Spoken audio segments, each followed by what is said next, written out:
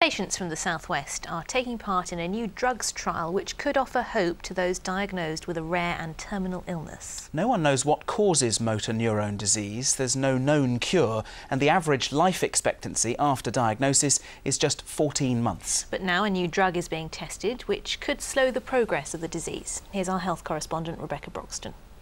We first met John Saunders 6 months ago.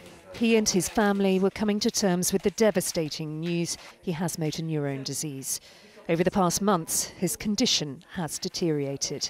When we spoke in March, I think it was, I was still able to walk reasonably okay, although at that time that was the first onset of any problems with walking. Since then, I can walk a few steps. My left hand at the time, I could hold a fork. You'll see now, I can't even bear the weight of it. It's completely, the muscle's completely gone. So I'm reliant on my wife cutting my food up and I can eat with a fork. Motor neurone disease, or MND as it's known, is a degenerative disease of the nervous system. Over time, it leaves people unable to walk, talk or feed themselves. It's incurable and terminal.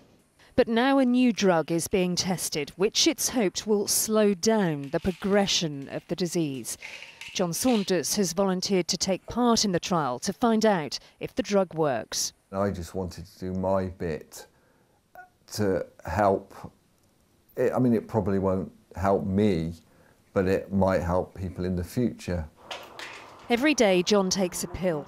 He doesn't know whether it's the new drug or an inactive placebo.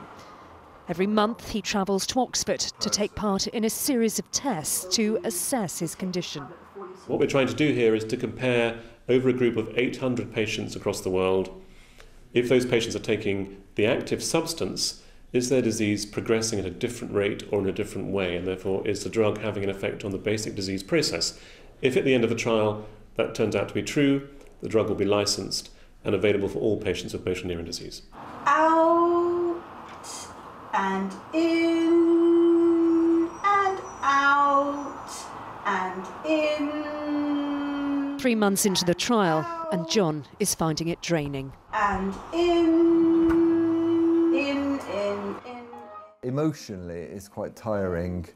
When they're measuring the strength of your muscles, being a sort of engineer type person, I'll remember the performance of my left leg was last time, and this time you say, oh, well actually they're putting facts and figures onto your progression rate. The only way that we're going to conquer a disease like motor neurone disease is in partnership with our patients. Without them, we simply won't be able to do it. Each patient who enters a trial is really giving us a gift of their time. It's inconvenient for them, it's time consuming, and it may be arduous in all sorts of ways. The drug trial lasts 18 months, but John is now preparing for what lies ahead.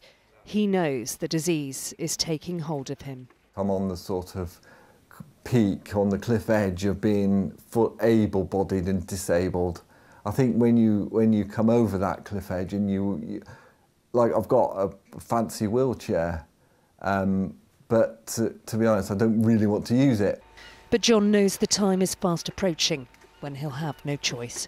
Rebecca Broxton in Bridgewater for the West Country Tonight. A number